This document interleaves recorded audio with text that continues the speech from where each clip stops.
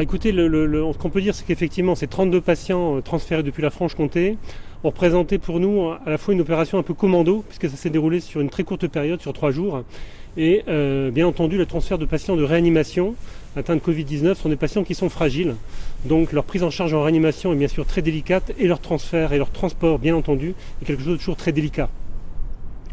Et quel bilan vous en tirez de cette opération? Alors écoutez, c'était pour nous quelque chose qui était, on va dire, presque attendu avec grande attention. Pourquoi? Parce on suit bien entendu depuis le début de cette épidémie, nous, les cas graves et l'augmentation des cas dans le service de réanimation et les projections qui étaient faites par rapport à la modélisation et le nombre de cas qui allaient être présents sur la Franche-Comté en particulier, mais également à l'échelle de la Bourgogne-Franche-Comté, dépassaient les capacités. Donc cette opportunité de pouvoir transférer 50 patients hors de région a représenté un peu comme une bouffée d'oxygène pour relibérer des lits de réanimation qui permettront d'accueillir d'autres patients.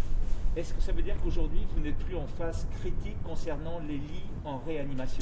Alors c'est très relatif, parce qu'on l'a très bien vu en fait, depuis l'analyse en fait, de ce bilan, qui pour nous bien sûr est un bilan très positif, mais finalement la disponibilité supplémentaire qui était offerte en lit de réanimation, après 3 jours, reste quand même modérée. Donc c'est une bouffée d'oxygène, indéniablement, pour 12 patients de l'hôpital Nord-Franche-Comté qui ont été transférés, pour 12 patients du CHU qui ont été transférés, pour 8 patients de réanimation de l'hôpital de Vesoul qui ont été transférés. C'est une bouffée d'oxygène pour ces hôpitaux, mais on voit bien que la progression dans cette phase de l'épidémie est quand même très importante et que le nombre de cas en réanimation continue d'augmenter très régulièrement. Est-ce qu'on peut envisager un renouvellement de ce type d'opération? Alors on est à l'étude et nous sommes en relation via l'ARS et via nos directions bien entendu avec le national, puisque ces 50 patients c'était le national qui nous a offert cette possibilité de lits de réanimation dans des hôpitaux d'autres régions. Donc on est à l'écoute, on est à l'attention de ce que va nous dire le ministère bien entendu là-dessus.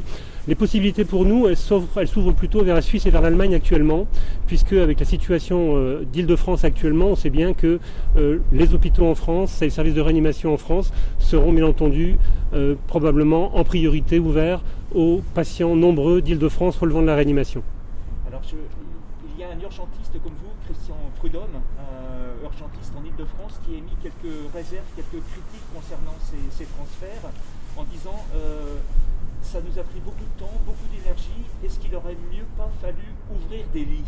Alors, il y a une double question. La première question, c'est celle d'ouvrir des lits. Ouvrir des lits, c'est pas simplement mettre en fait un ventilateur lourd avec un lit de réanimation. Non, c'est une équipe, une vraie équipe de réanimation.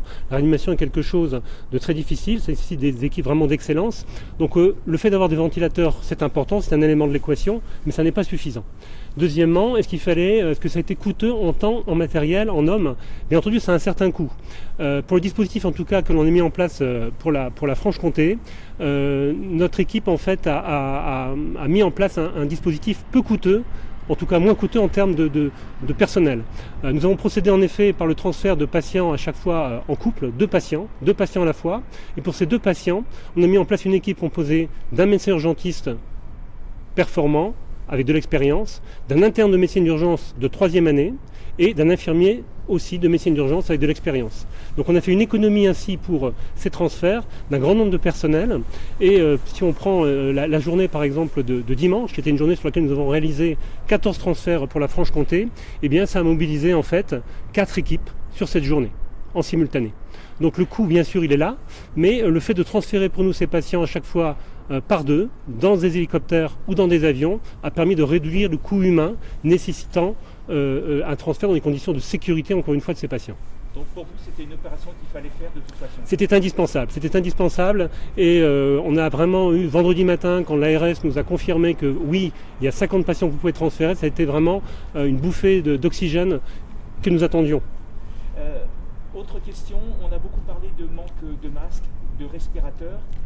On en est où aujourd'hui au CHU de Besançon? Alors écoutez, pour vous répondre précisément, c'est le professeur Bertrand de l'hygiène et la direction qui pourrait vous répondre. Ce qu'on peut dire en ce moment, c'est que les services qui nécessitent vraiment en priorité ces masques et ces équipements sont approvisionnés. Donc il n'y a pas eu de rupture en tout cas au CHU de Besançon à ce niveau-là. La situation reste tendue, mais les approvisionnements sont là, continuent d'arriver. Donc même si la situation est tendue, en tout cas, on a du matériel pour travailler. Dernière question, plus de 15 jours que vos équipes, les aides-soignantes, les infirmières, les médecins sont sur le pont. Aujourd'hui, on est dans quelle disposition? Vous êtes dans quelle disposition? Où en est le moral? Alors pour nous, c'est plus longtemps que ça, hein. Ça fait un mois. Ça fait un mois que nous sommes mobilisés, même 5 semaines, puisqu'on a commencé les cellules de crise il y a 5 semaines, et le plan blanc a été déclenché très tôt, l'un des tout premiers en fait en France, au CHU de Besançon. Ce plan blanc qui a été mis en place a permis de mobiliser toutes les énergies. Quand on dit toutes les énergies, ce sont les énergies déjà de l'hôpital, de la direction bien entendu, des équipes médicales, non médicales, de l'ensemble des services de l'hôpital, je tiens vraiment à le dire, c'est important, les biomédicaux, etc. Tous les services se sont mis en branle à ce moment-là. C'est important parce que ça crée à ce moment-là une certaine dynamique. Indéniablement, il y a une dynamique qui s'est créée autour de cette crise sanitaire.